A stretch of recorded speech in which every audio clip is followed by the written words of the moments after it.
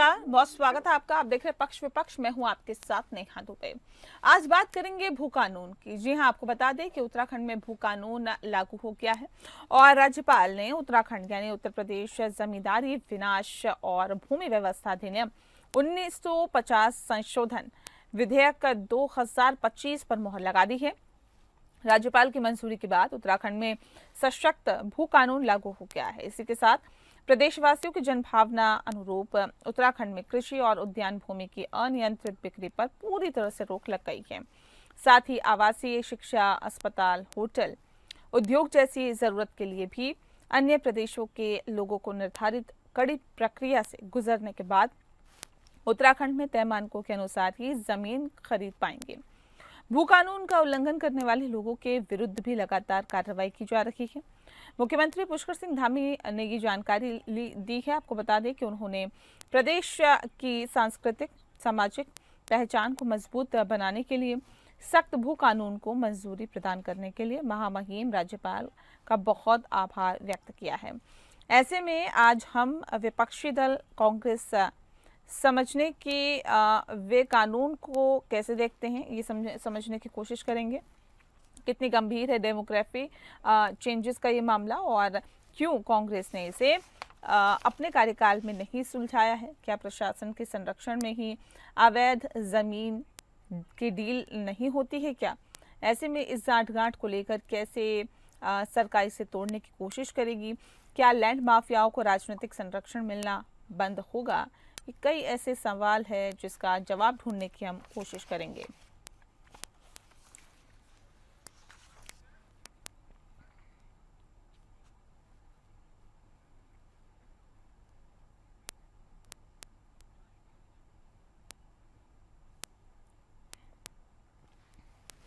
और चलिए इस विषय पर तफसील से चर्चा करेंगे। खास मेहमान हमारे साथ मौजूद हैं, उनसे आपका परिचय करा देते हैं।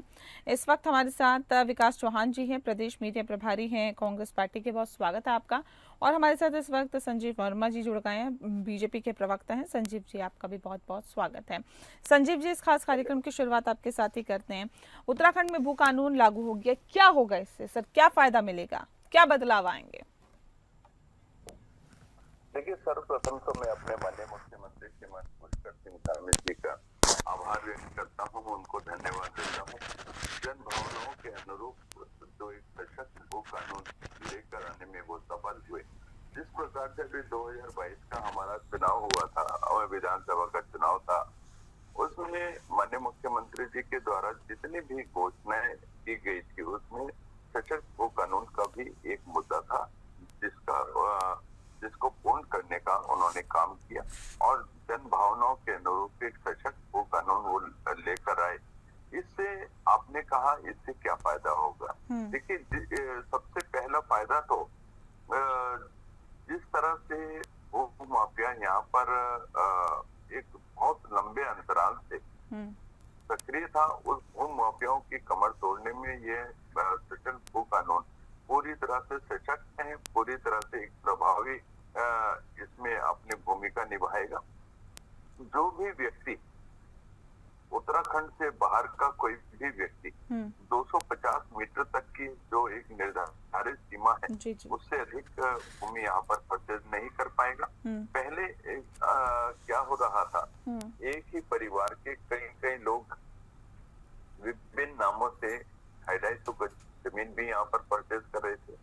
अभी विगत में माननीय मुख्यमंत्री जी के संज्ञान में जैसे ही विषय आया, उन्होंने इसके ऊपर तत्परता से कार्यवाही करते हुए तो इसके ऊपर एक प्रभावी रोक लगाने के उद्देश्य से उन तमाम जो भी बाहर के लोगों का जितनी भी यहाँ पर उन्होंने भूमि खरीद की उसकी जांच कराई गई और ऐसे बहुत सारे मामले उसमें संज्ञान में आए कि जो निर्धारित सीमा है उससे कहीं अधिक जिन लोगों ने भूमि खरीद रखी थी उनकी तमाम भूमि को के ऊपर कार्यवाही हुई और उसको सरकार में निहित करने का भी काम किया गया।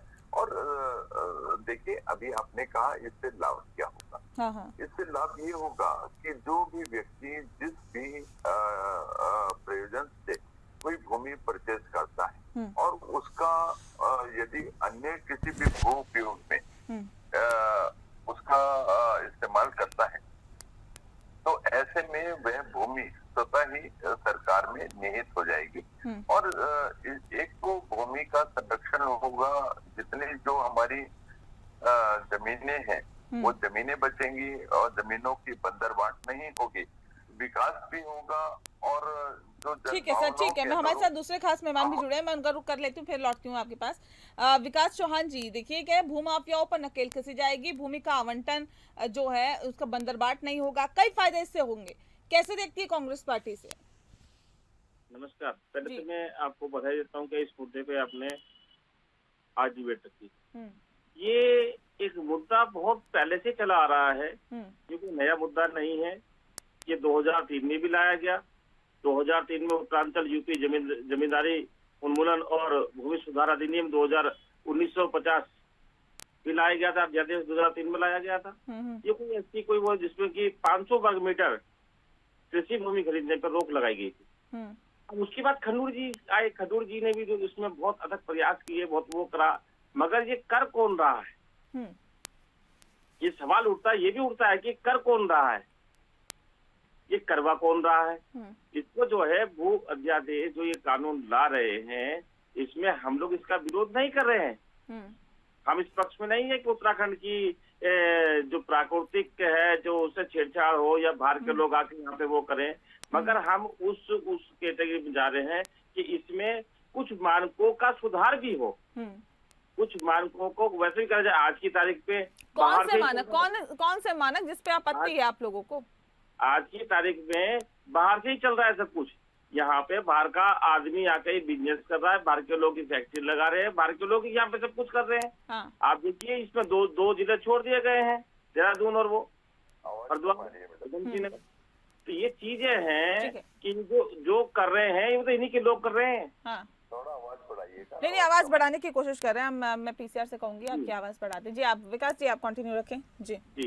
तो ये जो कर रहे हैं, इसमें जो काम कर रहे हैं, जो इसमें वो हो रहा है, उसका हम लोग समर्थन करते हैं। ठीक है, अच्छी बात है ये उत्तराखंड को बचाए रखना, उत्तराखंड में वो करना, भारी लोगों का जो खरीद फरोख्त है वो कम होगी, ठीक है, मगर इसमें कहीं ना कहीं लोकल जो लोग बताइए ना मुझे जिसपे आपको विरोध है, मुझे ये बताइए कि इसमें ये है और हम चाहते थे कि इसमें ये हो जाए, और भारतीय जनता पार्टी वो नहीं कर रही है। हम चाहते हैं जो लोग यहाँ पे रह रहे हैं, हाँ। मगर वो बेसिकली मूल रूप से कहीं बाहर के राज्य के रहने वाले हैं, ठीक है जी, उनके पास यहाँ मूल निवास सर्टिफिकेट नहीं है, यहाँ पे उनके पास मूल निवास प्रमाण पत्र नहीं है, ठीक है जी, तो उन लोगों के लिए समस्याएं खड़ी हो जाएंगी, गरीब तबके के लोगों के लिए समस्याएं खड़ी हो जाएंगी। पैसे वाले के लिए कोई समस्या नहीं हो, वो तो कैसे न कैसे काम करा ही लेगा, मगर जो गरीब तबका है, निम्न वर्ग के लोग हैं, नौकरी पैसे वाले लोग हैं, छोटे वर्ग के लोग हैं, उन लोगों के लिए भी काफी समस्याएं खड़ी हो जाएंगी।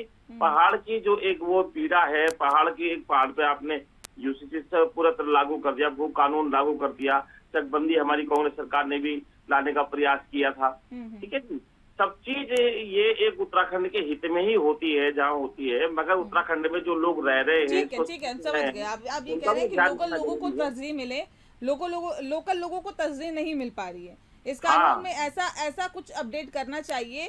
आपसे मैं सीधा रुक कर लेती हूँ जो भारतीय जनता पार्टी के प्रवक्ता संजीव जी, देखिए ये सीधे सीधे कहना है कि लोकल लोग जो हैं वो सफर ना करें, बाहर के लोग आके इन्वेस्ट कर रहे हैं, बिजनेस कर रहे हैं, वो एक अलग चीज है, लेकिन लोकल लोगों को सरवाइव वो यहाँ पे अच्छे से कर जाए, वो सफर ना करे, उसके लिए भी करना चाहिए इसके अंदर कुछ। देखिए जो उत्तराखंड के वासी हैं, उत्तराखंड के निवासी हैं, जो उत्तराखंड में बात कर रहे हैं, वो चाहे जो भी हो, और सभी लोगों को 250 वर्ग मीटर तक जमीन खरीदने के लिए किसी को भी कोई रोका नहीं गया है। जो मानक हमने रखा है कि 250 वर्ग मीटर से अधिक यदि कोई उत्तराखंड से बाहर का व्यक्ति यहाँ पर जमीन खरीदना चाहता है, तो उसके लिए जो मानक है वो 250 मीटर की एक हमने एक सीमा निश्चित की है।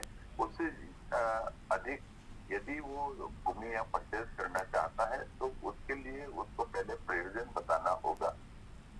उसके लिए शासन से अनुमति लेनी होगी और यदि उस अनुमति के इतर जैसे कि मैं एक उदाहरण देता हूँ आपको, यदि कोई व्यक्ति कहता है मेरे को यहाँ पर खेल स्टेडियम बनाना है और उसके लिए मेरे को 10 बीघा जमीन की उस सरकार से इजाजत लेता है और वो स्टेडियम बनाने के बजाय वहाँ पर प्लॉटिंग करना चालू कर दे या हॉस्पिटल बनाना चाहे या अन्य कोई रिजोर्ट बनाना चाहे, तो ऐसे में जैसे ही उसका प्रयोजन के इतर उसका वो उपयोग करना आरंभ करेगा तो वो स्वतः ही वो भूमि राज्य सरकार में निहित हो जाएगी। मतलब आप ये कह रहे हैं कि जमीन घोटाले खत्म हो जाएंगे, जमीन घोटाले खत्म हो जाएंगे।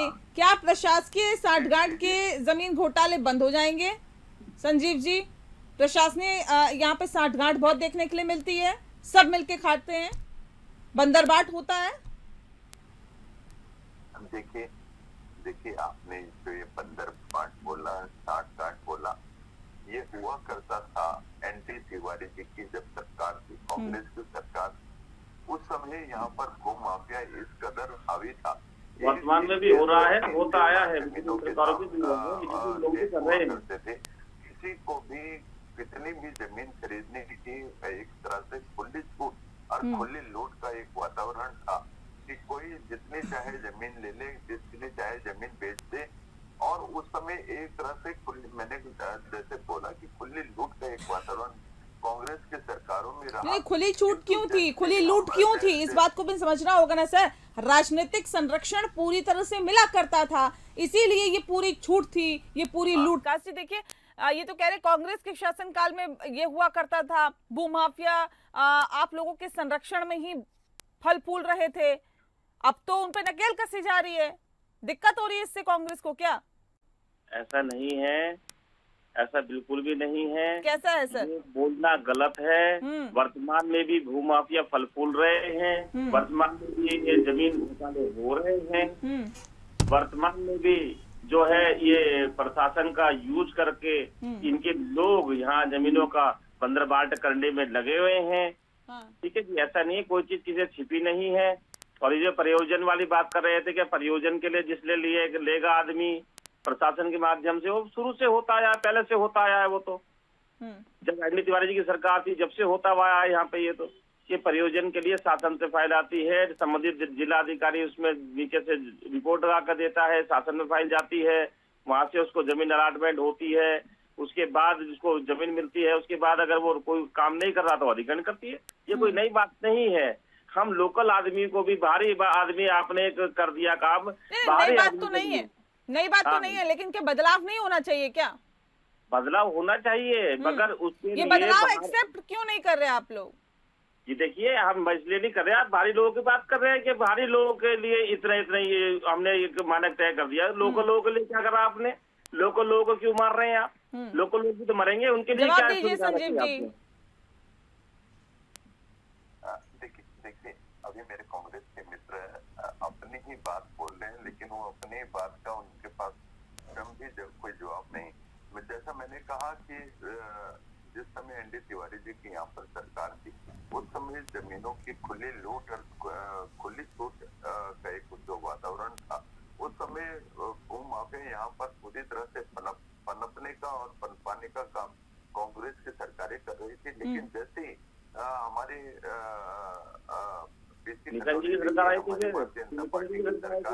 हमने उसके मानक को 250 वर्ग मीटर तक बाहर के लोगों के लिए एक समय उसकी सीमा निश्चित की, जिससे जो एक अनियंत्रित बंदरबाट चल रही थी उसके ऊपर एक प्रभावी रोक लगी।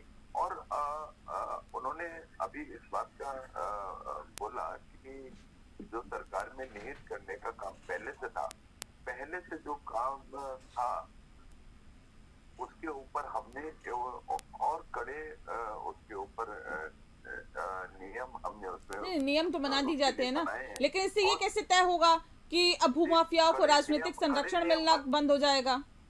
कैसे तय होगा सर?